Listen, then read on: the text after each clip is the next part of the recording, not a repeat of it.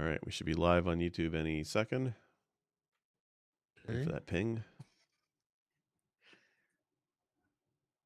There we go. I see it. All right, did local recording. All right.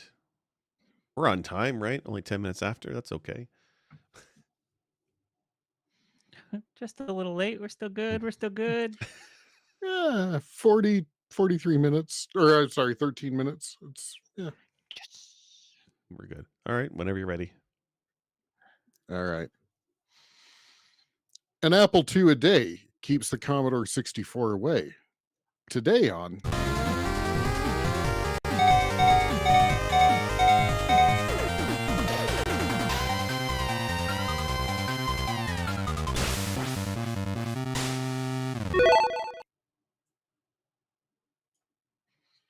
Welcome, everybody, to another episode of Press B to Cancel. Your favorite podcast 13 minutes ago, it's no longer your favorite podcast. I'm your host today, Sinister77, but I'm not alone. No, never alone. I've got all my friends in my head, but I've got a couple friends here with me today as well. Sick Jake, how are you? Doing good. Glad it's a Friday. How you guys doing? That's not how this works. I'm doing well, and I'm also glad it's a Friday. Jimmy, how are you? And are you glad it's a Friday? I am glad it's a Friday, sort of. I'm more glad that my foot's doing a little better. So I'm actually able to, not limp around the house. I can actually do things. It's been nice. Very good. Very good. We've both had some feet and or ankle issues. But I think it sounds like we're both on the mend. So today we are talking about something near and dear to my heart, kind of my history in gaming, the Apple II / Commodore 64 era. And we're probably going to talk about some other ports that were in that same era as well.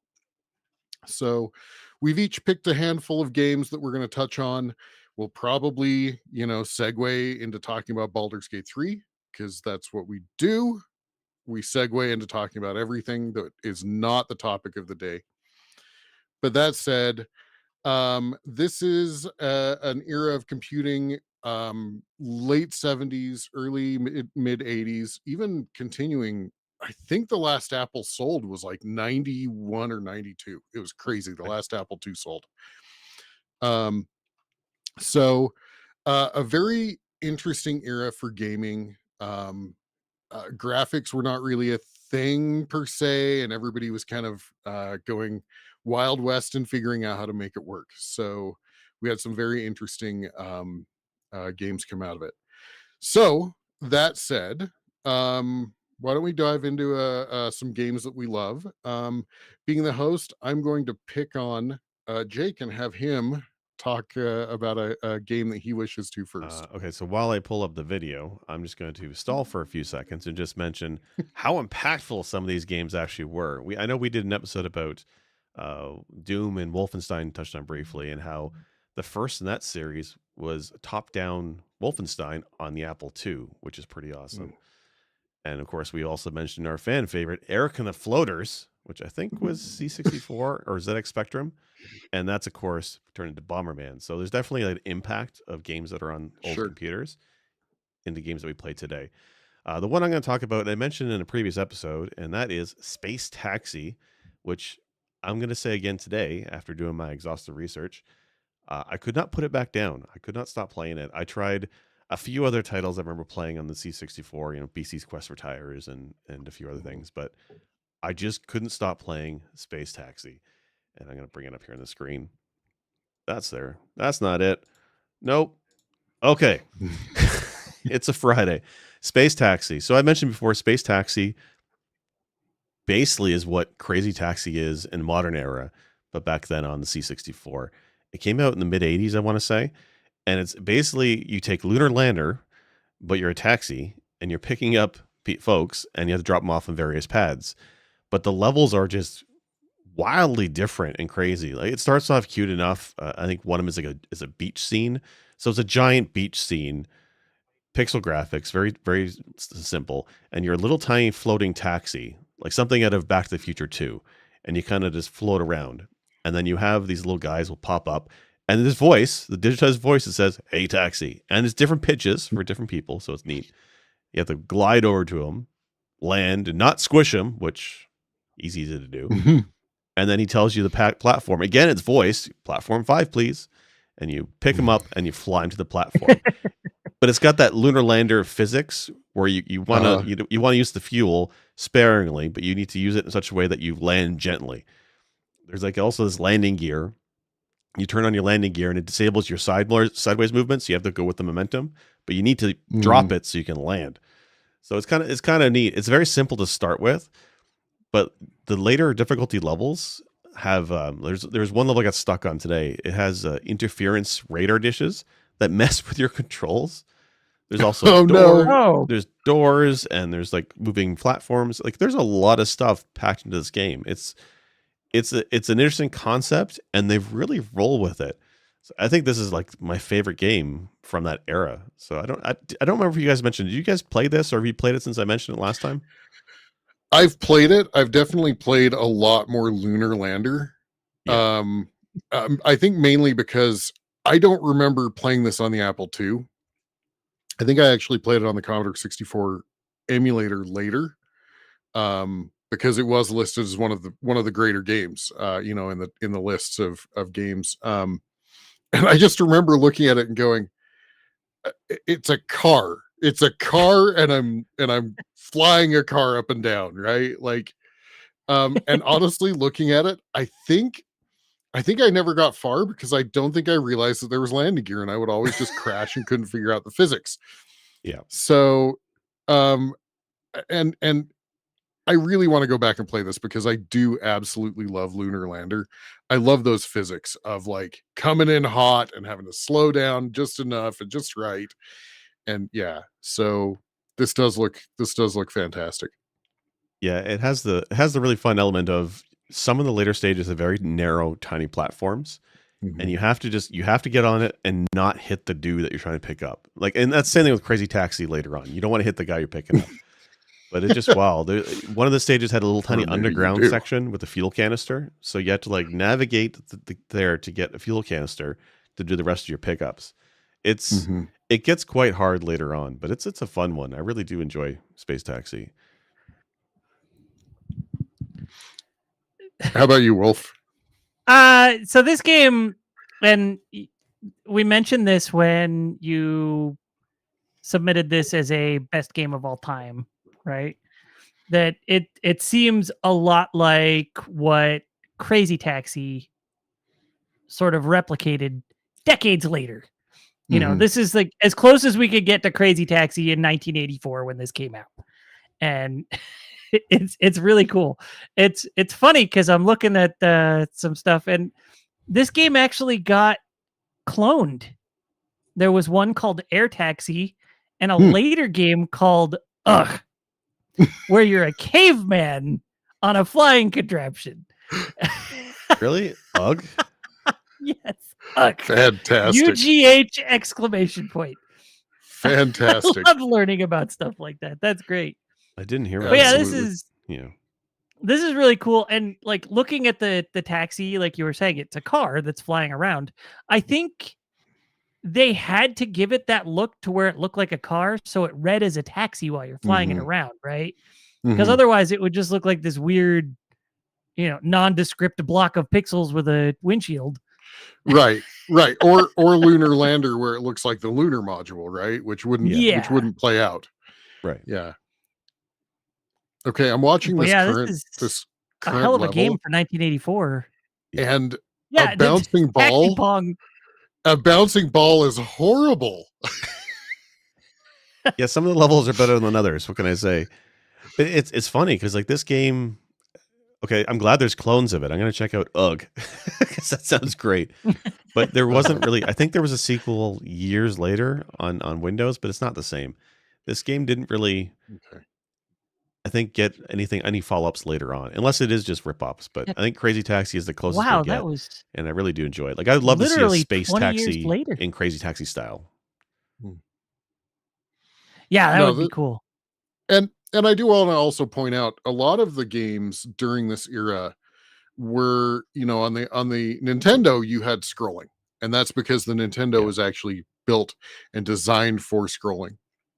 And so a lot of the games that you had on the early computers, the Apple, Commodore, ZX Spectrum, etc., were essentially stationary screens, platformers. Jumpman, Load Runner, which Sinster's mentioned in our chat. And sadly, we're not going to really. I mean, we could probably touch on Load Runner a little bit, but that's a game that still holds up for sure. But funny enough, now later on, there were some developers that figured out how to do scrolling, but a lot of it is you see a lot of these games where it's a static screen. Yeah. Um, Room by room, if so you're lucky. But mhm, yeah, otherwise single screen levels. But I mean, a yeah. lot of games did a lot with it. Like you did mention, Load Runner is fantastic for that too. I forgot about Mhm. Load Runner because I was playing that the other week with you, and it's pretty great. But yeah, Space Taxi, definitely a favorite game, not just on the Commodore 64, but I think it's one of my favorite games. It still really does hold up, I think. Well, I'd hope so, since you nominated it for a top 100. Yeah, better be good. Awesome. Yeah, this looks great. I'm gonna have to spin this up. Yeah. It looks like it's actually there was so like you said, it got a sequel, Space Taxi 2 from in 2004. There's also a fan made game that came out. I don't know when, but not too long ago, like after Space Taxi 2, called Space Cab. So it's Hmm. just sort of like uh They might The be, names yeah. have been changed to protect the innocent. Is that yeah. Windows or is it like Flash or what was that? I think it's Windows, yeah. Space Cab Okay, is Windows. okay, I have to check that out. Awesome. Awesome. Well, anything else to touch on Space Taxi? No, I think when I was going back to play these C64 games, because growing up, I didn't have one. My cousin did, and a friend of mine did. So I would go to their place, and they both had this game. It was this and BC's Quest for Tires, and this was always the one I wanted to play, honestly. So I think it's it. I wish I had a C64 and I could have experienced more of the games in that thing, but this is definitely one of the games I would have wanted. Absolutely. Excellent. Well, I can go next with one of my picks. Let's see. What was Aliens the computer game. So I wanted to touch on this one specifically because in a previous episode about movie video games, are they good or bad, right? Like, are video games based on a movie? I brought up Terminator or Terminator 2, which was outright bad. Like, it was a bad port. Or not a bad port. It was a bad version of a video game taken from a movie. But before that time, Aliens had come out, and there was an Aliens the computer game, literally called Aliens the computer game, on the Apple II and the Commodore 64 and a number of other systems that blew my mind because I was too young to see the movie, but I had the game, and it had dialogue from the movie, it had the story from the movie, like it gives you all of it, and then it took certain aspects from the movie and turned them into actual gameplay. Like, one of the first things you have to do, it's I guess it's a puzzle, but you have to identify your weapons and your hardware. Like, it's a little pointer and it's like, what's the, whatever rifle, and you have to go and select it. I want to ask you about that And then because was that a form yeah. of DRM for that? Because I tried playing this earlier today. I couldn't figure this Mhm. game out at all, but I got stuck on that screen trying to figure out what I was supposed to do because I kept clicking on what I thought was the flamethrower, and it's like, nope. I'm like, Uh-huh. smart gun, nope. Like I was wondering if it was DRM and I needed to manual it first. I got it. I don't know because I always played a cracked version. Okay. So it might All have right. it might have just been like, because I remember getting the no, but I could eventually get to yes, like it, and it would continue on. So but like on the screen, like it's literally got the dialogue from the movie. Like, that's another bug hunt. Like, it's and it was a cool idea because it was almost digitized screens from the movie. In fact, there is one digitized Yeah. screen from the movie. When spoilers, folks, Sigourney Weaver's in the loader, and says, "Get away from her, you bitch." That was the other thing that blew me away about this game. Is this game had on the screen, "Get away from her, you bitch." Like, I had never seen, I was too young to see the movie at this point. So, but it has some great aspects. Like, after you identify your equipment, you then are doing the landing on the planet, and it's the in the pipe 5x5, right? And you have to maintain essentially the aspect in the center of the screen. And I mean, it took concepts from the movie and turned them into interesting concepts instead of being the stupid slide puzzles that we had as kids. But it was like, make the Terminator's face, like, so I love that part of Terminator's movie where he rearranges face with tiles. It's a classic. It's great. And there's the one missing tile that you can always move pieces into. Yeah, I remember it too. So like on the screen, at least for me right now, is the in the pipe 5x5, the landing portion. You then it then gets to probably the most stressful point of the game for me, and as an adult I can't get past. You're trying to find your way to the APC, the armored personnel carrier, and you're all separated, and you have the heart monitors from like the movie where the person's watching the heart monitors and everything. And you get these indicators when there's aliens getting near a person, and it flashes red. And so you switch to that person, but sometimes you have two people at the same time that are under duress from aliens, and it gets incredibly stressful. So you generally don't make all four people get to the APC. you probably lose one or two on the way. So did you need all four people to finish the game? No. Okay. No, but it did carry through, because there's a stage after this where you're having to cut your way through a door. And the cutting the way through the door is happening automatically, but there's a person there with essentially a flamethrower trying to hold the aliens at bay while they cut through the door. And if an alien gets through, they take one of the people away. And so if you get into this portion with less people, you have less people to lose at the next aspect. So, and then it's great. It culminates at the end with, the battle. It's a first person battle. You're in the loader, and you are taking out the mother alien.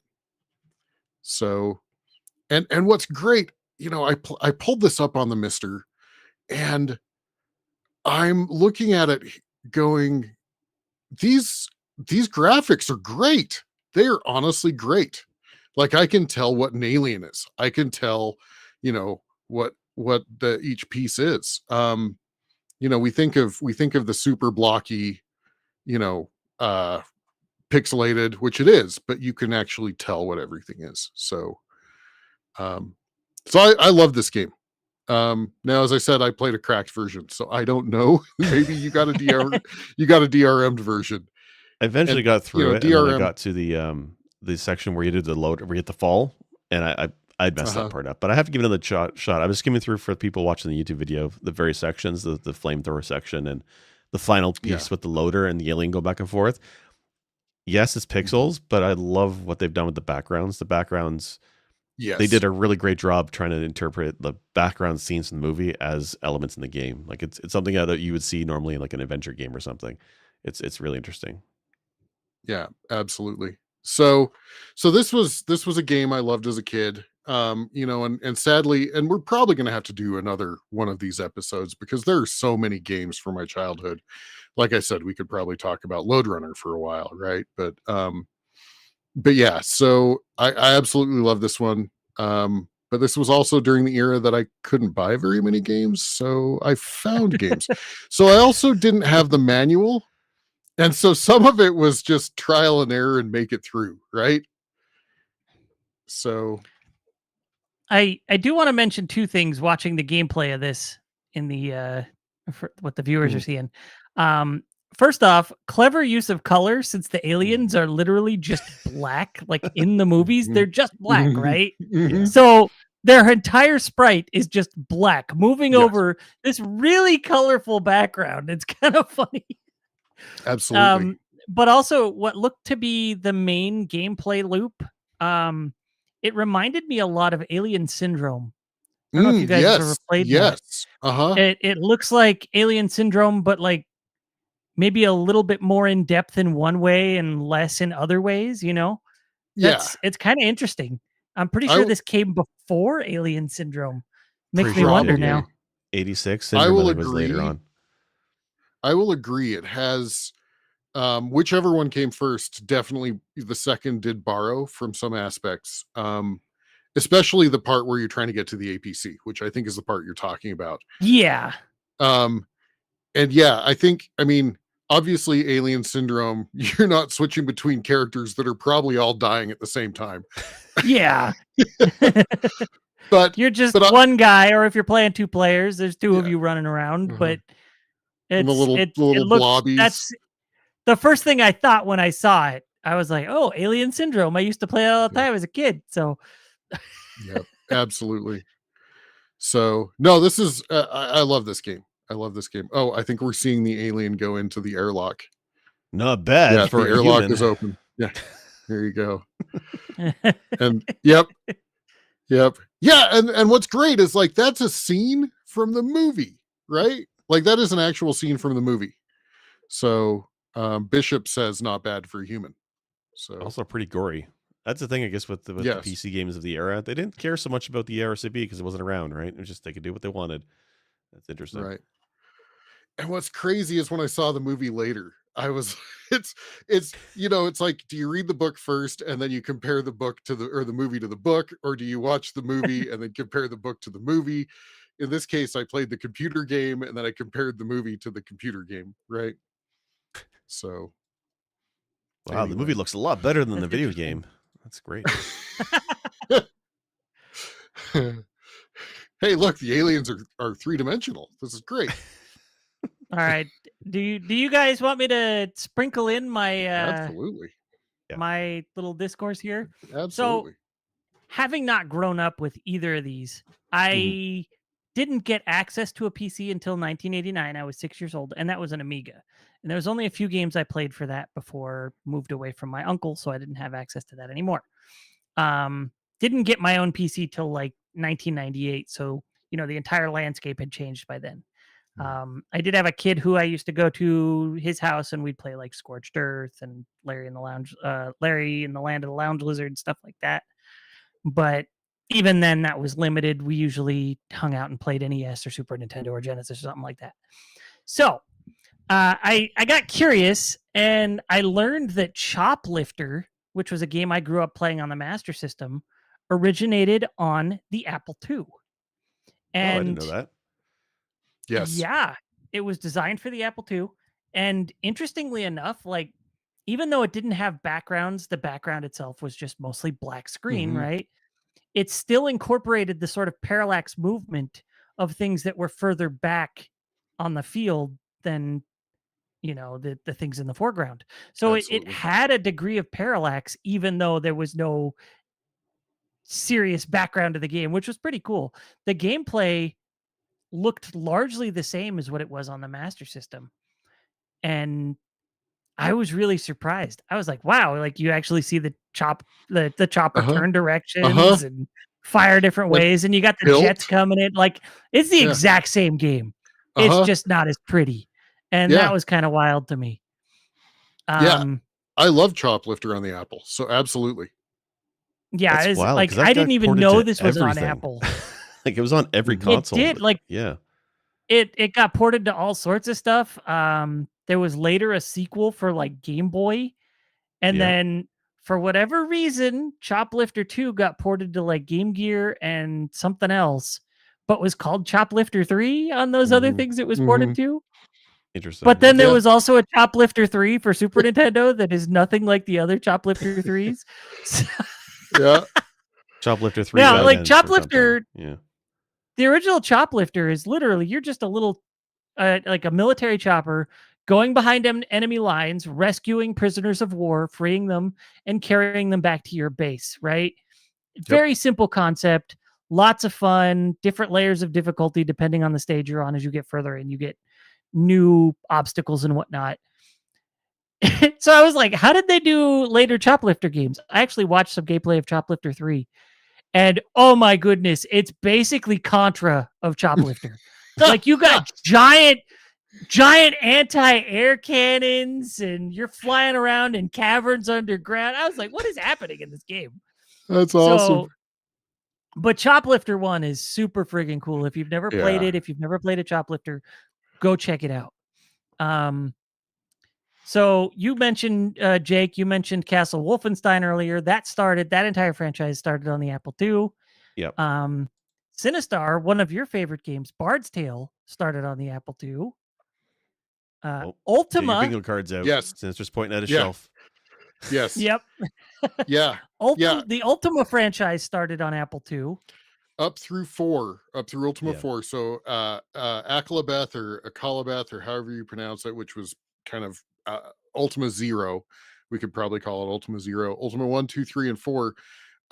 Richard Garriott developed on the Apple, and every other system was a port.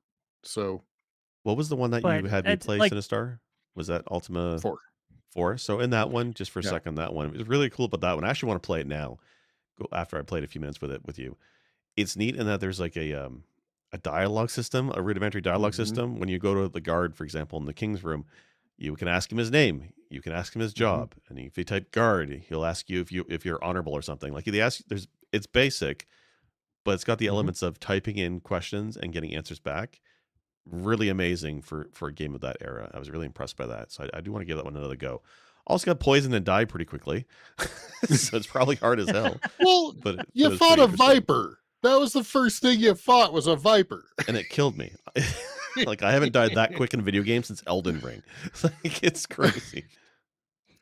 I the want to go Ultima back. franchise is one I intend to like actually play through. And I know there's entries that people are like, I'll just skip them, start with this one, or don't even bother with 9, shit like that. But I'm pretty sure I have all 9 of them. Don't bother with 9. That's Ascension, right? I think that's what that is. I think that is Ascension. But I have all of them between like GOG and Origin, EA, whatever they call it now. I don't know. But I want to play through them because I fell in love with Ultima Online back when that came out. Oh yeah.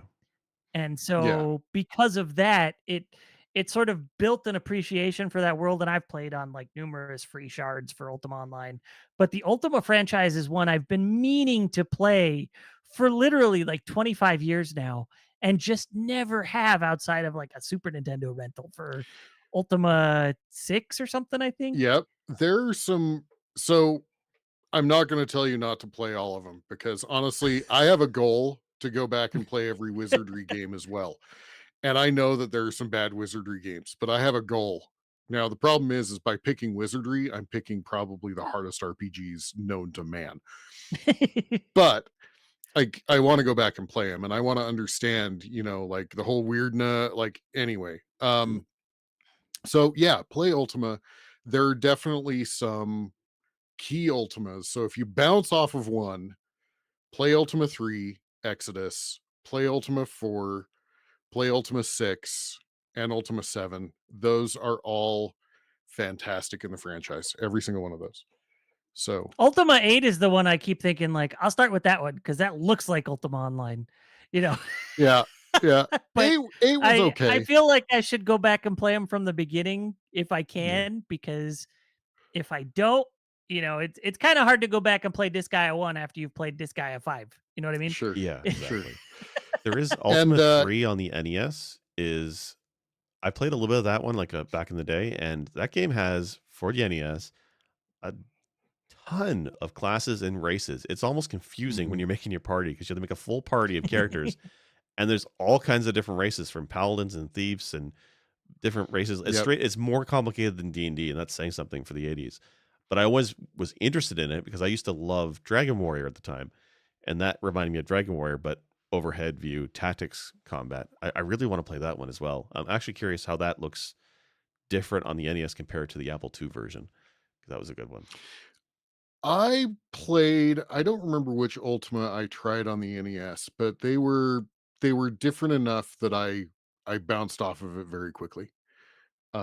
And I think that the limitation, of course, was the NES had, I don't remember what the cartridge size, 64K or something, Right. something like that. And the Apple, it was multiple discs, and the discs were 360K, right? So I mean, they had to pare it down quite a bit, obviously. But I don't know. I need to go look it back up now that you've made me think. Richard Garriott was asked, "What's your favorite port of Ultima?" And I swear it was one on like a Game Boy or something that he was like, "This Huh, is a great port." So I need to go back and wow. look that up. Yeah. Um, Okay, and so I for have those that don't know, we're talking. Richard Garriott is the developer. He goes by Lord British. He actually has put himself in most of his games. Really quick before, sorry, Jimmy, if you have just a second no here, I worries. wanted to talk about. So you Choplifter, there is a game that I would call a spiritual progression, maybe, called Okay. Rescue Raiders. It's on the Apple II as well. And the concept is you actually, like, the main thing that you control is a helicopter, and you move back and forth.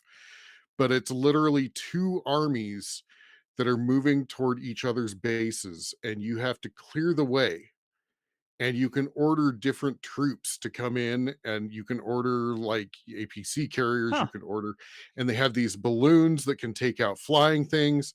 But your whole purpose of it is you're the helicopter, and you're basically trying to clear the way ahead of your army getting in. But it has that very Choplifter-ish feel, but it's Interesting. also a strategy game. So it's really cool. That sounds kind of neat. I Yeah, want to check that out now. yeah, So I have 3 more games that I want to list, yeah. and then you guys can do some more games, and then I've got another list to run through. Awesome. So there's 3 more franchises that started on the Apple II. We've talked about one of them, Prince of Persia. Prince of Persia was originally developed for the Apple II and then got ported to just everything else, right? Hmm.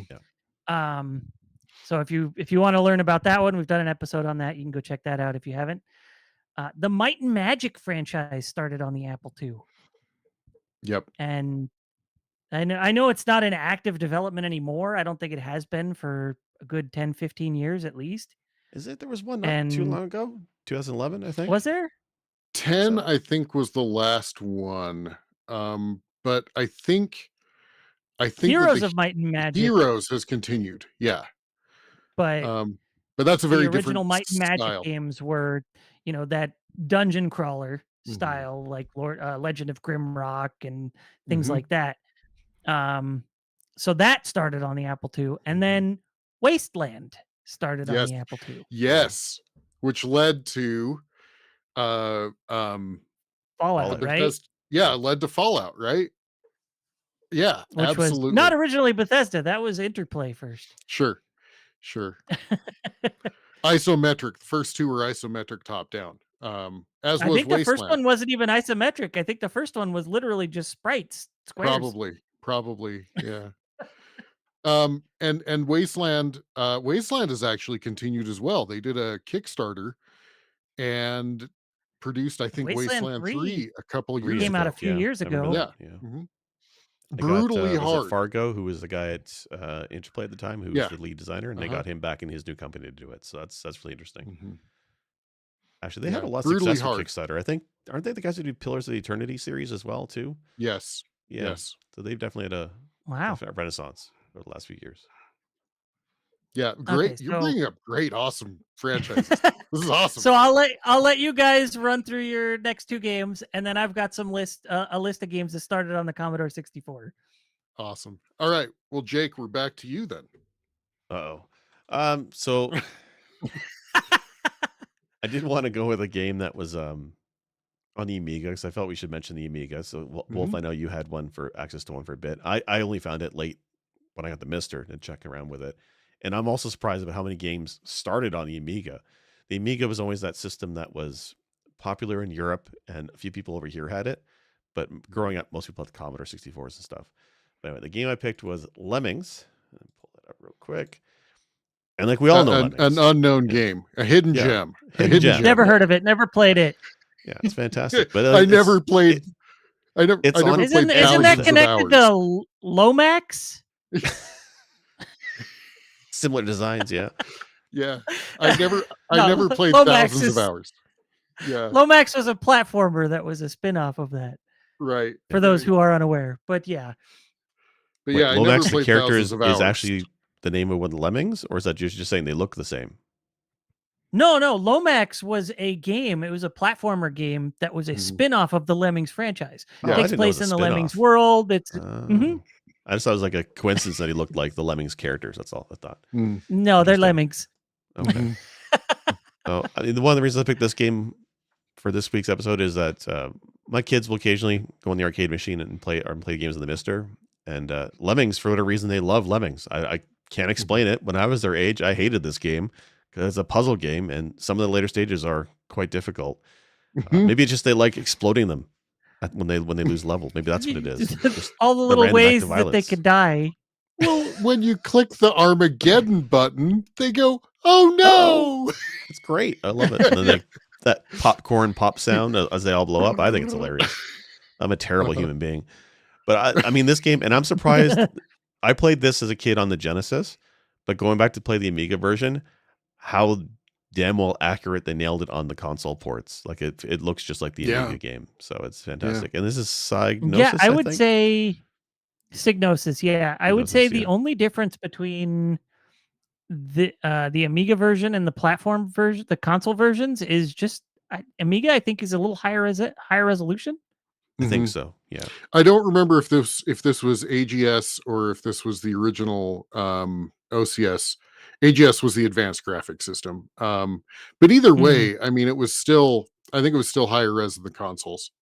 So I played this on the DOS version, and I want to call out, just like you, I had a friend that had an Amiga, but I never played Lemmings on his Amiga.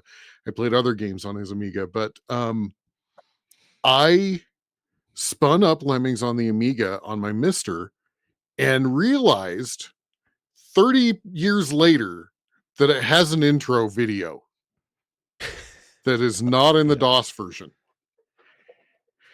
The Like a Amiga little one bit of an has an intro yeah, video. I think so. Yeah. I think I It skipped over that. But the Lemmings fly in on a the balloon. balloon. Yeah. Uh-huh.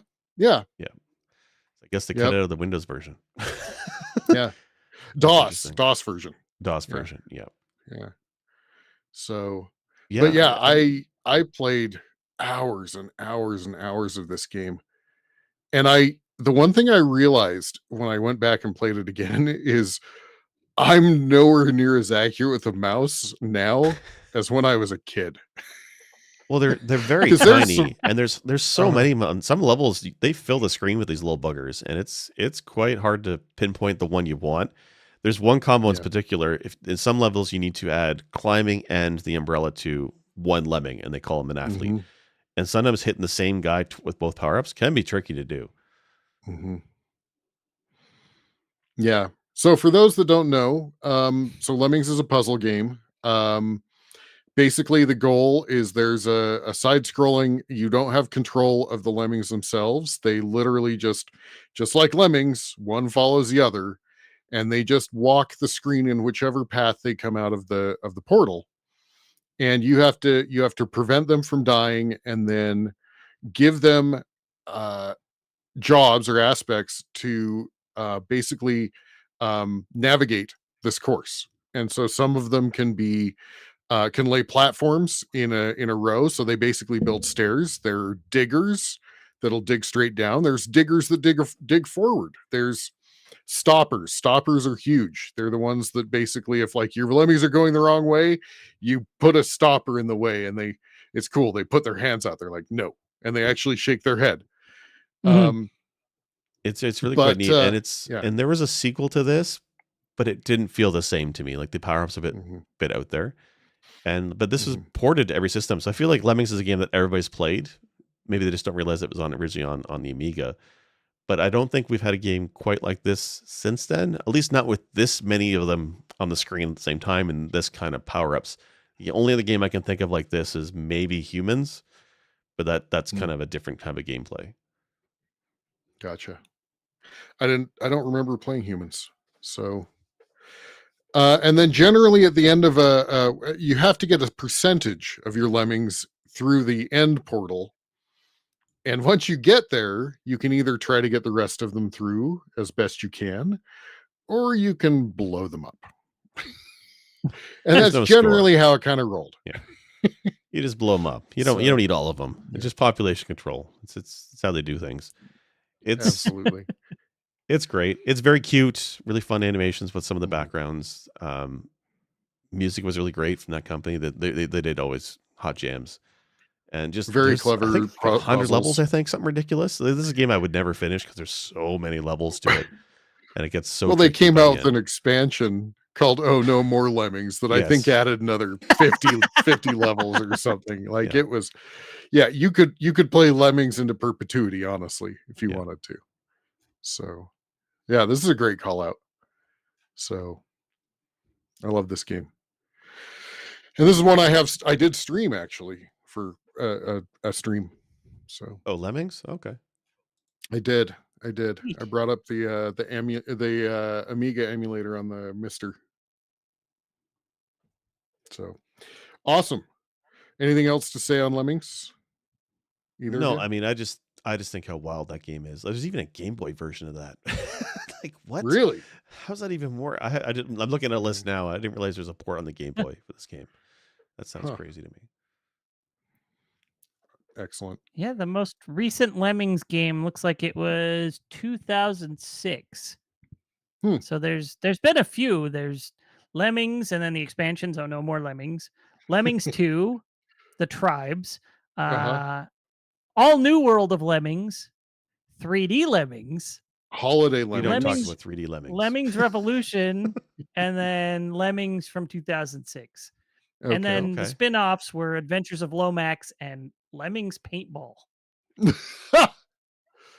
That sounds like that led to Splatoon later. Oh, it was the 2006 Maybe, Lemmings I for the don't know. PSP. I think it was the PSP game. Let me It was. I see. played that. I played that version. It was pretty good. It was a remake of the original Lemmings, yeah, for PSP, Yeah. PS2, and PS3. PS3. Okay. But yeah, the PSP version that game was legit. That was a really well done remake. Nice. Might have to check that out. I've got a PSP. Excellent. Yeah. Awesome. Well, let's see. My next game. I never played the first. Jake, you played the first, so we can talk about that in a minute. But I never played the first. But this is Archon II. The Adept, I think, it was the sub Yeah, name. that's the subtitle. I can't believe this game got a sequel. This is like telling me there's a sequel to chess. That's when he told me there's Archon 2. Because there is a chess 2, but that was like a joke. But yeah, Archon 2, that's wild to me. Yeah. So the whole premise is you're these two adepts. They're magicians essentially, and there are 6 power points. 2 of them are in the center. They're in what are called the void. But there are also 4 that move around a little bit, turn to turn. So they'll move between the layers, and the layers represent the different elements. So the outside is fire. I don't remember what the second is. Air, and then water, and then air. earth. Yeah, I think that's what it is. Purple apparently is air. That works. But yeah, each player takes turn. They have 4 adepts take turns. They have 4 adepts, and the adepts can do different things like move themselves, or they can summon different creatures. They have an energy limit, and basically the way that you win is either one player controls all 6 of the power points, or one of the players runs out of energy, or one player casts the apocalypse spell, I think. Anyway, it's the ending spell. But what's interesting is it's chess, but when you end up with 2 warring icons on the same spot, it goes into a real-time battle screen. Yeah. It goes into a real-time battle screen, and each summoned type of creature has different attacks. It was kind of novel at the time, because like the Juggernaut, which is weird. It looks like when it's top down, it looks like a car, but it has literally a rolling attack where it goes, the minute you attack, it just goes in a straight line to the end of the screen.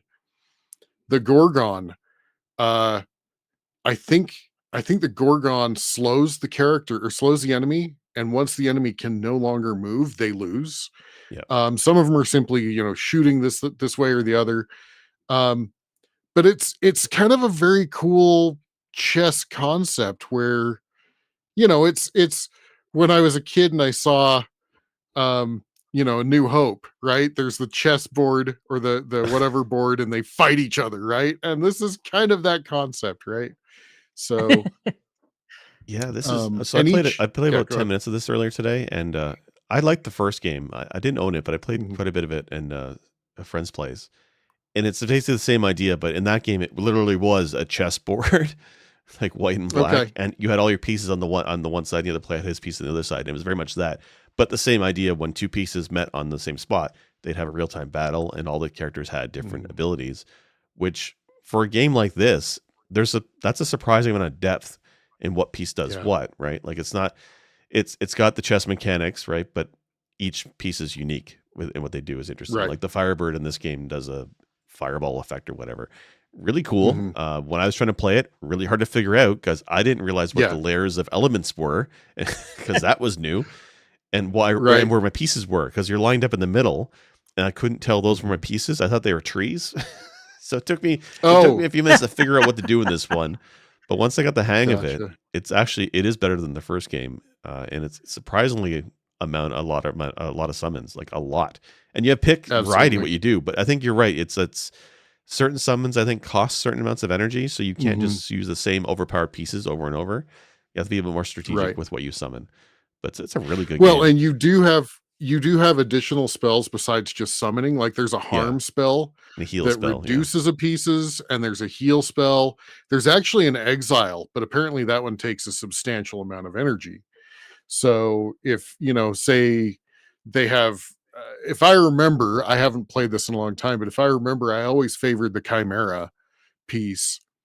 Um, and if somebody had a Chimera against me, I would basically be like, exile that off the board. That's too powerful. So, but no, I mean, it was a great version of I guess you could call it semi real time chess, right? yeah. With mythical creatures. So Take that, battle chess. that's There right. was Now well, Battle Chess I love, sucks compared to this. wait, Battle wait, Chess wait, is wait, ass. No, compared to wait. Archon, come on, Archon's so much better. Well, okay, but the great thing about battle chess was the clever deaths, okay? Yeah, for sure.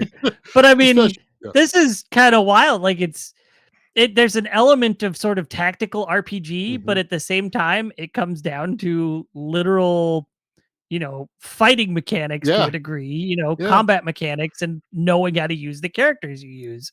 right, And right. so while technically one character could be weaker than another one by a long shot, you can still win with that weaker character if you know what you're doing. For Yeah, if sure, you're So careful. for sure. this is interesting to me. I like this. There, And then once again, just like I talked about with the other game, I never had the manual for this game. So I didn't figure out how to win until like trial by accident. All of my pieces were on the flashing PowerPoints and you win. I'm like, what did I do? you know? So yeah. also going to add there's an Archon 3 as well, apparently. I didn't even know that existed. So I have to go check out all Wow. three and see what the difference is. I love the original Okay. Archon. That's like to me is one of the standout classics of PC gaming back then. I just can't believe there's two more sequels to this game. Like finding out there's a balloon fight So too. Like it just doesn't happen. so there was a spiritual successor that came out in the 90s on PC on MS-DOS called Dark Legions. And if I remember right, it was a TSR game. So I think all of the creatures were D&D based creatures if I remember right. But Yeah, sounds about right. unlike Archon 2 where it's a single board, you had a scrolling field. It was really a battlefield. And but at the same concept, you have the pieces, they have different movement types. You have a certain amount of summons that you can do, and when they move into the same spot, just like this, they go into real-time battle. But it's, demons versus elementals, or, vampires versus I don't remember, chimera probably. I don't remember all the pieces, but it was a great spiritual successor. I played the hell out of that one too. So That one's well worth playing, and I have verified it does run on the 486 core on the Mister in MS Okay, DOS. So interesting. yeah, Interesting. yeah. So, but All yeah, right. Are we ready for another list? yes. Go for it. All right. You're So- gonna make me think of all the awesomeness that I've forgotten about. It's great. Okay, so these are some games that started on Commodore 64. We're going to start with some lesser. We got Impossible Mission, which only had a couple entries, but it's considered a classic by a lot of people who played it back in the day. I think it got a sequel. So Impossible Mission is one of those that sort of inspired other games as time went on. Yep. Then you've got Turrican. The Turrican franchise started on Yes. Commodore 64. Did it really? Not the Amiga. Mhm. Yeah, I could have sworn No, that'd it be was Amiga ported game. to the Oh, Amiga later. Oh, weird. Okay. Because when you I hold looked up into like these. best Amiga Yeah. games, everybody says So Turrican. if I am Everybody. mistaken, it's because Wikipedia is mistaken. I want you to know. So No, I believe it. I have Yeah. only played Turrican on the Amiga. Anyway, Yeah. keep on going. It's a great I've list. only played I want to say Super Turrican or Mega Turrican for the Genesis. That's the only one I've played. But Okay. and then here's a major one. Sid Meier's Pirates Yes. has Oh, been yeah. ported to so many things, remade so many times. This started on Commodore 64. Oh, really? Yep. I thought that was an Apple II one. I Dirty played it on little the secret, Apple II. but- I've never played Pirates. Really? I've never Oh, played you gotta any play of them. Pirates. I've seen them so Mm. many times. I've never played one. Pirates Gold that came out, I think it was either remade or remastered, or maybe that was the semi-modern version. I think it came out in like the mid 2000s. Yeah, I That want to say it was one's like 2006 or something, 2008. that's a great game. I would even say you could start with it. I mean, if you want the nostalgia, go back, but you can start with Pirates Gold. Yeah, when I had And my uncle then had the Sega channel. go Hold on, ahead. I got to talk about Pirates. Hold on. I like That's Pirates. fine. That's fine. Go My for uncle it. had a Sega channel, and I was checking that out. And there's two games that made him question why he even was paying for the Sega channel. And the first one was Aerobiz, which was an airline simulator, and I for some reason loved that. The second one was Pirates, and like the variety of gameplay, like it's a trading simulator, but then you have these battles, and they're fun to do. And this is the Genesis version, which I'm sure was not the ideal way to play Pirates, but it's what I had. But then you also get to marry somebody, and so you're trying to find somebody's daughter on the various islands, and there's different ages Mhm. and different. There's a lot going on in Pirates for a game. Even the ship battles are fun. If you have a sloop, you're like zipping around the map, shooting your cannonballs, or you have a really Mhm. big ship of the line with like a bunch of cannons, but you're slow as crap.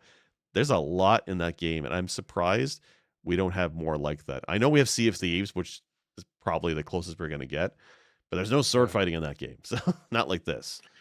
Yeah. The Pirates franchise. Uh, yeah, I guess I could call Sea of Thieves a spiritual successor, but I'm with you. I don't know that there is a game like Pirates other than Pirates, right? Yeah. So, um, yeah, another great call out. And I did play that on the Apple II. I never played it on the C64, but I did play it on the Apple II.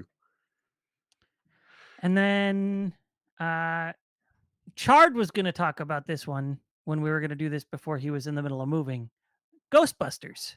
Yes, and I think we're going to have a in-depth on that. But Yeah, we'll do an yes, episode on it. Yeah. Yeah, Yeah. Ghostbusters I think is worth its own episode, but this is one that was originally developed for Commodore 64.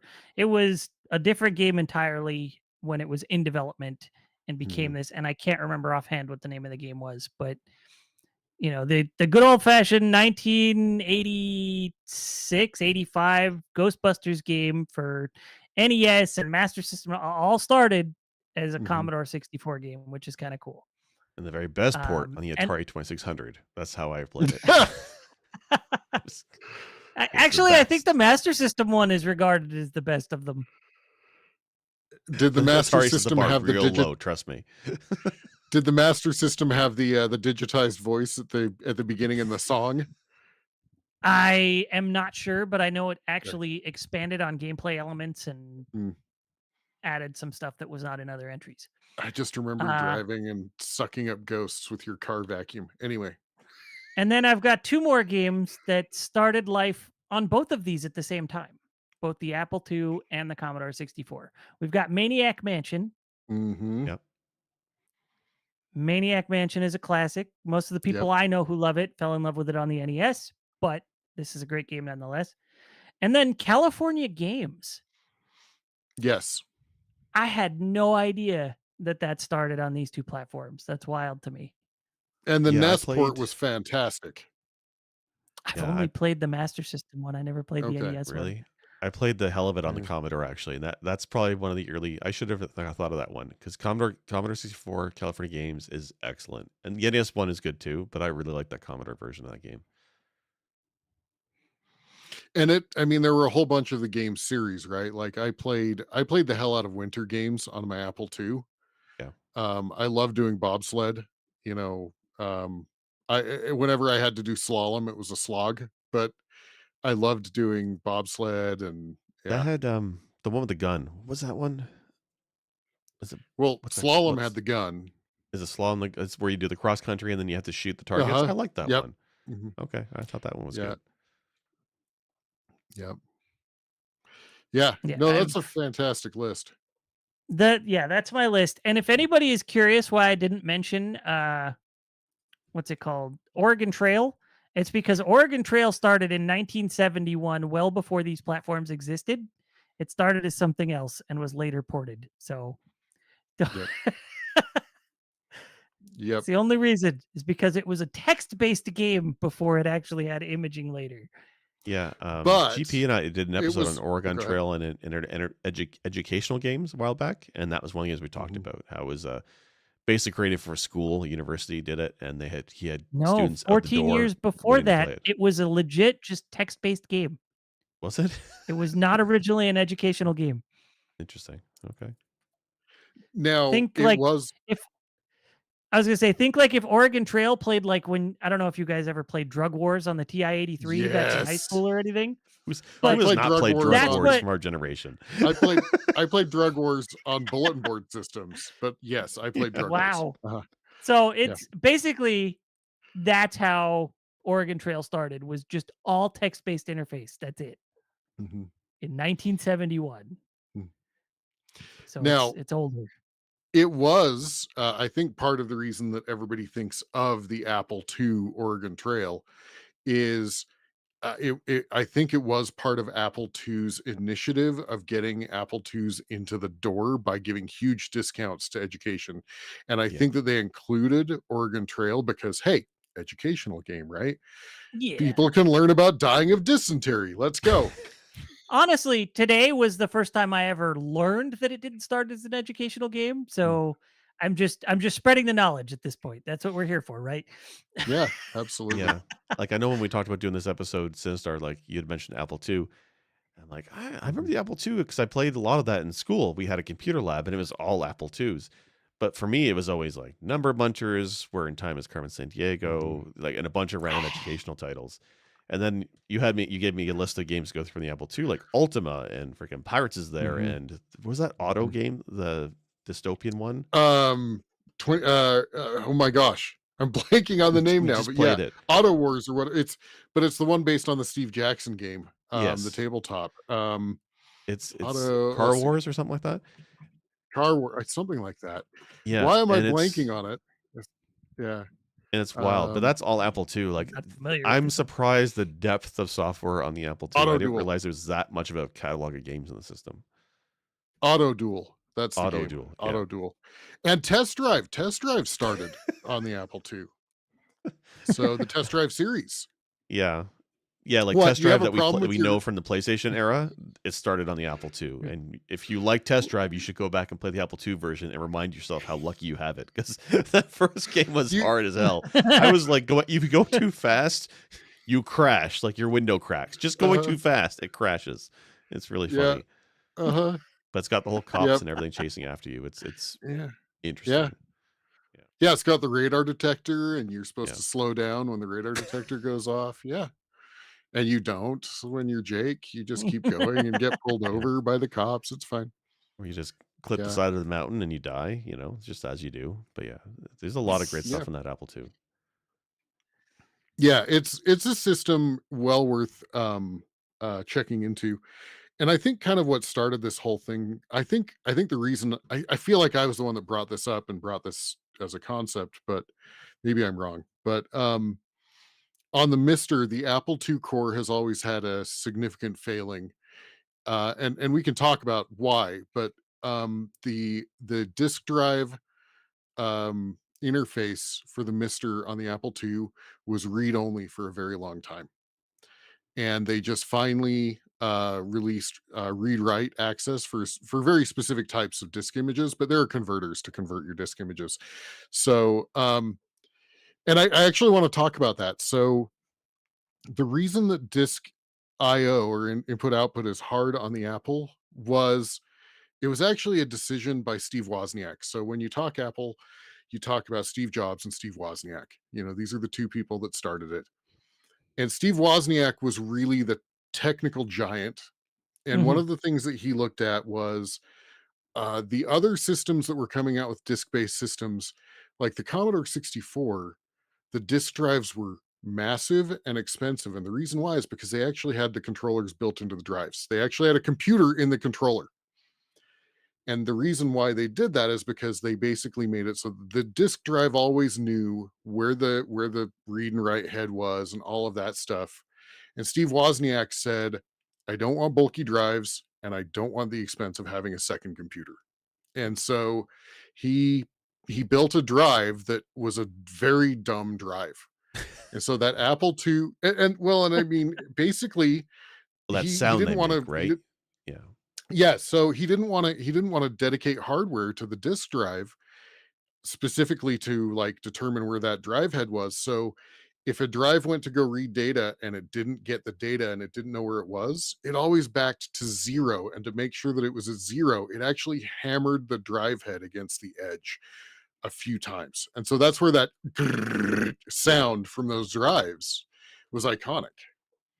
So, but it also made for, at the time, inexpensive drives and also significantly smaller. You look at a Commodore 64 drive, and these things were, you know, a good foot long, you know. So, Yeah, I you know could we had order a foot mentioned long sandwich or a Commodore 64 Course drive. of Drive, yeah. I remember the last time that we did an episode on older computer games, I feel like a lot of the time the focus goes to point and clicks and adventure games because I Mhm, do have a lot of history with the mhm, old Sierra stuff. Like I almost brought up Manhunter 2, which is a game I loved playing on mhm. DOS. It also was on the Amiga, but ultimately the DOS version I think was better. There's a lot of those adventure and point and clicks there, but there's also quite a bit of shooters and platforming games and sports games. Like Yeah, there's a lot of different genres that we know in home consoles that were also on PC computing at the time, and a lot of those games didn't make it to consoles, and some of them did. It's definitely a library of games people might have missed out on.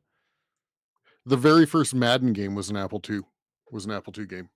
The very Oh, first Was it? Madden football. Yep. well, At you know what? That least makes sense according because Missed that to one. one of EA the had that yeah. license and they brought it to Genesis. They were Yeah. big on Genesis early on because of that kind of stuff. Yeah. Yeah, EA, Trip No. Hawkins. I mean, Trip Hawkins really drove the era. Um, I'm gonna point at my background again, so get your bingo cards out. But EA produced essentially they look like record sleeves, and then on the inside they actually put forward the developers and engineers as almost these rock stars. Like this is what Trip Hawkins did. And the EA of today, I think Trip Hawkins has basically said one of the worst things he did was sell it. So, um, Well, Well, I hopefully made money mean, off it, when but yeah, you were a big name in the development industry in the late 80s and early 90s, like that was massive. You yeah, know, you had people like David Crane and, Sid Sid Meier, Wozniak Meier, and just yeah, Sid Sid Meier Meier's, and all these yeah, people, right? Like that yeah, you'd have their name attached to whatever they were doing. It wasn't just mhm, this, it was this person's this or right, this created by this person. Like that was I wouldn't say common, but it was a lot more prevalent than we see nowadays, right? sure, yeah, Like even in the mid to late 90s, Peter Molino is like his name was all over the magazines constantly. hmm Fable, Black and White, other things he hmm did, it was huge. So the names were a lot more well known then than I feel like they tend to be now. Now we know of like a handful of people that are just like major heads at companies, like Yeah. Shigeru Miyamoto. Yeah, he's massive because he's basically the Nintendo brand, right? Mhm. But Yeah. Yeah. Yeah, absolutely. And I mean it also makes sense because there's no game, well, this isn't true. There's very, very, very few games that are released today that are built by one person. right. Yeah, there's Yeah. occasionally an indie game like, Super Meat Boy or something that comes out that's one person that develops it, right? Or But two people, and then yeah, those two people. yeah. There's rarely just a Phil Fish or Jonathan Blow or you know. Yep. Yeah. So no, this is a topic near and dear to my heart. I would love to someday have an episode. We're going to talk Ghostbusters at some point. I would love to have an episode on Ultima at some point. Once I actually play through some wizardry games, I'd love to talk wizardry. Um, I mean, I played Curse of the Dark Savant as much as I could. They're brutally hard. I'm gonna use cheats, I'll be honest with you. But Might and Magic, we could talk about that one for, a while. There are some great um uh franchises that came out of this era that we still either know of today or still see today. And I appreciate that you brought that up, Wolf, as part of your talk, is bringing up these franchises.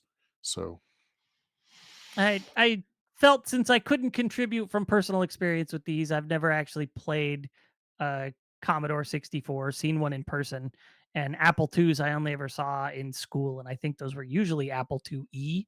mhm. So I Oh, do believe I had a friend in high school whose dad loved his Apple II and had one in his office. That he was just mhm. like a tech nerd. He was super sweet dude. But yeah, that's about Well, my extent of experience with those. gotcha. I never had an Apple II, like a base Apple II. If you look at the Apple II, it was very base. It was like 16K of RAM. I had an Apple II Plus, and then I did have an Apple IIe later. So I did have a couple Apple II series series PCs. The first Apple was Something a interesting. monochrome green screen, wasn't it? Or amber colored screen? I think they've always had color, but you had to have an RF modulator. So they Okay. always sold the monochrome monitors, and you could. The most popular one was green and black, Yeah. but there were also amber and black monitors as well that you could get too. So that golden orange hue. Yeah. My aunt had an Apple II with an amber, and we'd go over to her house, and I'd always be like, I want to play on your Apple II because it has an amber screen instead of a green screen. So yeah, yep. So awesome. Well, I don't really have many. I mean, I did have a third game, but I was good. I mean, I was just going to touch on it. Um, I guess I'll touch on it a little bit. A game called Death Sword, as I knew it, but whenever I've looked it up, it's been hard to find because depending on where and what system, it was either called Death Sword or it was called Barbarian. But this was a game that I remember, as I said, I didn't have the money to buy a lot of games. And so we would log on to bulletin board systems and download games. And I found this game called Death Sword. And the memory with it is, first off, you're of course, you're fighting in front of like a girl in a bikini because that's what it was during the era. And if you look at the cover art for this, it actually, I think there were advertisers that, or places that you could advertise, that people would not put the advertisement up for this game because it was essentially a Fabio looking guy and this very buxom bikini laden, anyway. But brutally hard fighting game. You only had a handful of moves, but I remember there was one move that if you could land it, and I think I gave you the timing. I'm looking it up here. If you could, yeah, 1 minute and 52 seconds. If you could land the move, you would chop the person's head off and blood would go everywhere. And I remember the first time I did that move, I was like, what the crap? I think it's coming up. Jesus Christ. Yeah. Did you get to it? Yeah. Yes. What's with the There it green is. dude? And he talks, and I don't remember what he just kind of talks to the screen and then moves off. But But yeah, I remember playing hours and hours and hours of this because, like, hey, I could chop somebody's head off. Like, I'm I watching mean, I this, was, yeah, and there's something to be said about a game that has the title at the top of the screen static the entire uh-huh, gameplay. Death uh-huh, Sword. it's it's this is I didn't realize it was a fighting game. Like this is kind of yeah, like the same style as like Karateka and Kung mhm, Fu or something, but Conan the Barbarian style. This actually looks pretty interesting. yeah, and of course, it's running at like I'm loving 10 this. 10 frames per second, right? Like, Yeah. Yeah, but we didn't count frames per second back then. We didn't very even know what cinematic. frames. Yeah, Yeah, we didn't know cinematic, what yeah. frames per second was. But no, I played the hell out of this game, and I just remember like the whole goal was to do the spinning move and take the person's head off. So I don't have much more to say about it other than it was a laugh. It was this was the joy of the day, of logging into a bulletin board system. You had text, you didn't have any graphics, and you'd see these game names, and I was like, Death Sword, I'm gonna download that. That sounds awesome. So yeah. Anyway, no, it's a great era. I mean, the graphics, honestly, I feel like the graphics have held up. Yeah, they're not the same as they are today, obviously, but you know, No, but I think when you compare it to like some of the consoles at the time, like I would take Apple II or the Commodore 64's graphics over the Atari any day. I think they mhm, did a lot more better job mhm. with it. And I love my 2600, but the graphics suck. I'm sorry. Right? I mean, the closest we got to those PC era was Commodore or sorry, the ColecoVision's a little bit better. Yeah, But I yeah, mean, when I look at Commodore 64, like California games, we mentioned that looks great. Even today, I think that holds up just fine along any Nintendo or any NES or Master System game. yeah, absolutely. Awesome. Well, any other items of note, or um I would No, suggest there are free emulators if you have a Mister or whatever. Spin up a Commodore 64 emulator or an Apple emulator. Go grab the TOSOC archive off of archive.org for those systems and give a try to any of these yeah. games. They're well worth Actually, your time. actually, archive.org, I think, even lets you play some of these systems in your browser right on the website. There's Yeah. emulators built into archive.org. Some great text games. Also, we didn't even touch on text games, but like Zork. Zork was one of the first text games. Hitchhiker's Guide to the Galaxy, Indiana Planetfall, Jones. Indiana Yeah. Jones, Leather Goddess of Phobos. Maybe don't play that one. Just don't play it on YouTube. Yeah. So, anyway, awesome. Well, anything else, guys? I think we just got our business to attend to, and then that's it. Yeah. Yep. All right. For those that are joining us new or maybe haven't heard us in a while, or we did a banked episode last week, I think, so we didn't talk about it, but we do. We are compiling a press B to cancel top 100 game list. I think we're going up to 2005. Anything before 2005, I think, I think so, yeah. is kind of our. So it's a Yeah, it's a pre retro. 2005. Yeah. And so each time that we have a live episode, the hosts nominate a game each. We're added to the list. Once we get to 100, we will order them. We will do some sort of and ordering system, ranking, voting, whatever, and we will produce our top 100. You must play these or stop listening to the All podcast. 100 of them. Yes. Feelings will be hurt if you don't play all 100 of these before you die. But we'll know. Yeah, yeah, we're watching. We're in your homes. Yeah. We're not. Sorry, YouTube. Okay. Well, Hopefully Wolf, you're watching. yeah. Well, Wolf, do you want to start us off? Sure. I'm going to bring it back around to something I talked about earlier. Ultima Online.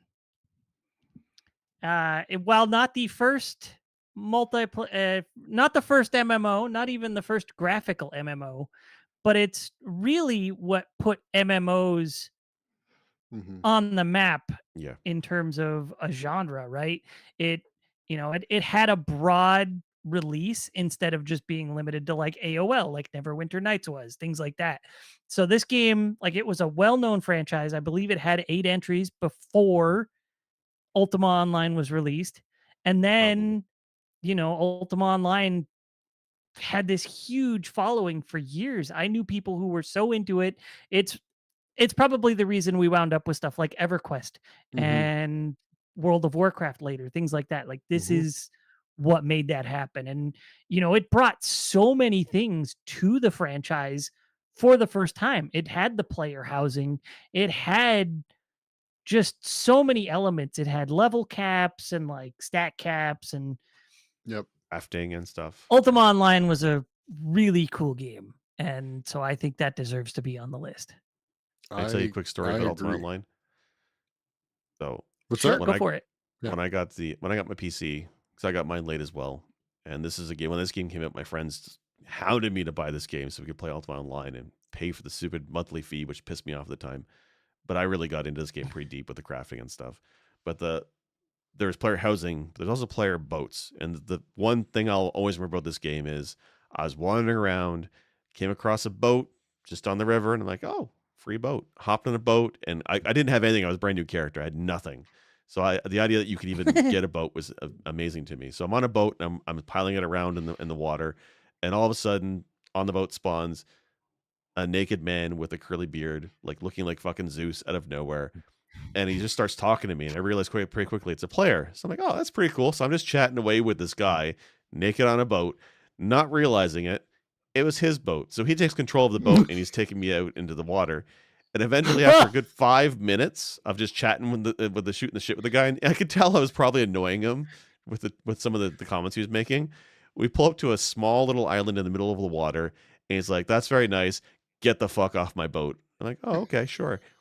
He abandoned me on an island, and I realized pretty quickly as a young character, I couldn't get off the island. I was stuck there. So that was my memory of Ultima Online. I think I ended up re-rolling on a Korean shard after that, just because I got tired of the assholes on the English-speaking servers. But yeah, I loved Ultima Online. You're right. That game set the standard for a lot of MMOs for years. There's stuff that happens in MMOs today that I think draws a direct line back to Ultima Online for sure. Absolutely. Excellent recommendation. So, all right, Jake, how about you? I love this game, and when we were talking about today's episode idea, I'm like, oh well, this was on a PC, this was on a retro computer back in the day, and it's not. It was only ever released on one system at one time, and that is Ninja Golf. And I like this game so much, I'm going to pull a video of it to show people because it's hard to explain why I love Ninja Golf. You're taking ninjas and you're taking golf and you mash them together and you have Ninja Golf. And this is for the Atari 7800. It is one of the best, I would say one of the top 70 games for the 7800. Of course, there were only 70 games for the Atari 7800, but anyway. But it's like, I loved NES Golf, and like that's Sharks. With ninjas. Well, yes. So as you're basically you whack the ball as you in golf, and where it lands, you have to run to your ball. And if you need to run through a bunker, it's a desert scene, and you're fighting enemies as you go. If it's water, as you do, the ninja goes underwater and is running along the bottom of the water, kicking sharks and beating other ninjas that are also under the water. They can breathe underwater. I don't know how it works. What is this madness? You have to play Ninja Golf. Ninja Sharknado. It's so funny. And when you finally get to your ball, at the end of every hole, there's a dragon, and in Shinobi minigame style, you're throwing ninja stars at the dragon. This game is crazy. It's wacky. It is weird. It's fun to play, and it's on one system and one system only, the Atari 7800. This kind of fell back into my memory because of the Atari 50th collection last year, and this is on there. But like I don't understand. Well, maybe I do, but I don't understand why they don't have a sequel or ports of Ninja Golf. Why are there not more ninja sports games? Like, really, this game is hilarious. It's great. They're giant frogs. There's potions to heal yourself as you're running to your ball and kicking ass. Like, it's so good. There's a lot of enemies to it. 9 holes. I'm surprised nobody's tried to do a spiritual successor, a sequel, anything like this game. It is just such a weird, funny concept, and it's so good. I don't know. I love Ninja That's Golf. awesome. That's my entry. Yeah, I think everybody needs to play this. This is one I need to play this. Oh, there's the dragon. Wow, that is a dragon. Yeah, shooting Holy fireballs. cow. Yeah. Okay. So this is funny because at the end of the Wikipedia entry, it says, see also Aqua Teen Hunger Force Zombie Ninja Pro-Am. Maybe influenced by Ninja Golf. I don't know. Maybe that's the legacy this game gave. Possibly. I don't know. But I mean, if it's similar enough that they're calling it out at the end of that, like that was a PS2 game. Aqua Teen Hunger Force would be the one to pull from this bucket. to imitate such a game. Yeah. It's weird because the 7800, I mean, after the 2600, Atari had it very rough. We all know the history. But the 7800 really tried to bring it back, but it tanked. But there are some fun games in that system. Is as powerful as Nintendo? No. But there's still some great stuff there. It's a great system. I actually want to get one, even with the Mister. I still want to get one because it is backwards compatible with the 2600 tapes. But yeah, this game is hilarious. That's Trogdor. He's burninating the golf side. Yeah. I wore my Origin shirt today. I should have worn my Trogdor shirt. Awesome. That looks awesome. I'm super interested to play that looks this cool. one. I'm gonna have to give that a shot. Yeah. Awesome. All right. Well, my game, I have a feeling you all will know this. If you have played retro games, I have a feeling you're all going to know this. Ported to basically everything. I don't know what it was originally released on, but I played it on DOS. But the game that I am naming today is Rampart. Oh, that was arcade. I first? love Rampart. Yeah, I do believe it was arcade first. It was a trackball game, right? It probably was. It was probably. I mean, I played it with either joystick or keyboard, right? But okay. Well, if for those that may be listening that aren't familiar with Rampart, imagine Tetris meets defending your castle. Yes. So basically there's two phases. There's a phase where basically you're given pieces, and it's very much like Tetris, where it is random pieces, and you have to essentially enclose the castle area. And if you don't, you lose that specific area. You start with like 3, I think, in each level. I think so. But if you don't get it enclosed and it's timed, it has a time limit, and oh boy, you feel rushed the whole time because you're getting straight lines, and then you're getting T's, and then you're getting, zigzags, and so once you close it in, if the time runs out or you get your castles closed in, you then start the next phase where basically ships come in with artillery and blow up your walls. And the goal is to try to survive as many levels as you can by rebuilding after they've blown up your walls. And it's a simple concept, but oh man, it's a blast. It's an absolute blast. So I had to look it up. It did debut as an arcade game, and it did use trackballs, but it was ported to a bunch of different consoles by different companies. Everybody from EA to Konami did a version as well. Like it's wild how much it got around, but that game is fun for sure. Yeah. I felt like it. I thought about it today, and I'm like, oh my gosh, if I don't put that on the list, I'm going to feel like like when I think of it later, I'm going to be like, what the crap did I forget? So because honestly, that's a game that I've lost so many hours to. And like, there was a point in time where I was exploring all the different ports to find what my favorite was. And I think ultimately I still settled on arcade with NES as a close second.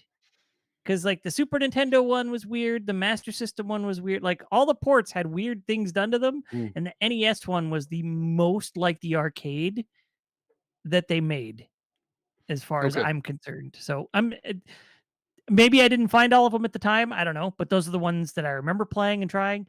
But yeah, Rampart, I absolutely love this game. It's so much fun. Every like 10 years, I'd go back and I'd crack out on it for a couple weeks and just play the crap out of it.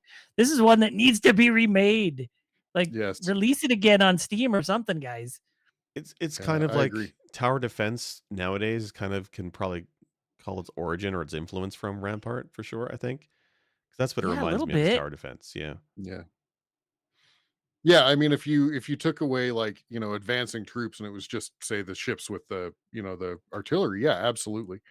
Yeah. Um, yeah, yeah. So Rampart, I felt like that one had to be on the list. So Highly agree. Yeah, it's a good one. awesome. Sad I didn't think of that one.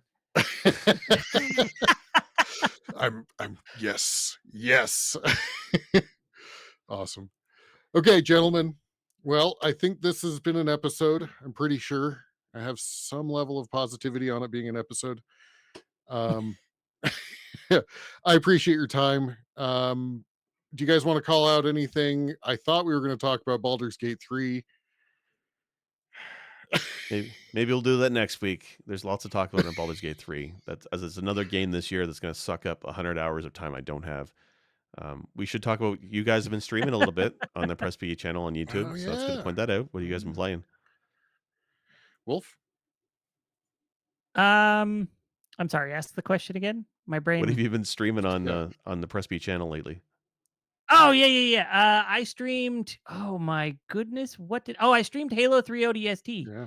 That's one I've been meaning to go back to for years. I wanted to stream it when I was streaming on Twitch and just never got around to it. And so I had no idea what I was going to play on Wednesday. And I was like, you know what? I'm going to play Halo 3 ODST because I haven't played this in a while. I had not touched the Master Chief Collection, even though I've had it for a while now. So that was the first thing I played on the Master Chief Collection. Still holds up in my mind. Graphically, like, the character models are a little wonky. Like, the guy, Buck, is supposed to look like Nathan Fillion, but he looks like Nathan Fillion made a putty. That's right. He did the voices in that game, or he's the character in that game. Yeah, like, it's got a bunch of Yeah. voice actors. Okay. It's got Adam Baldwin. It's got Alan Tudyk. So it's got like a mini Firefly reunion in it. Interesting. Yeah. Okay. Yeah, when I was And then- listening, because I was working while and I heard Nathan Fillion, and I actually put into, like, chat, I was like, Captain Tight Pants. Yep. So, yeah, it's awesome. But I honestly, just the actors are one of the things that make me gravitate to this as well, because usually Halo is Master Chief and Cortana, and Right. while they're great actors doing those roles, that's largely all there is. Whereas ODST is more of like an anthology. You experience multiple characters from your platoon and bring that story together to a conclusion at the end. So if you are not a fan of the Halo franchise for reasons of feeling overpowered with Master Chief, try ODST. It grounds the franchise a bit.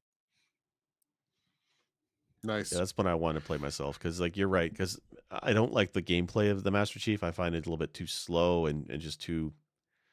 Like, ODST seems more my jam. There's some of the characters I think have more movement ability. They're faster, from what I recall. It's been a while since I played it. It feels like a faster paced game.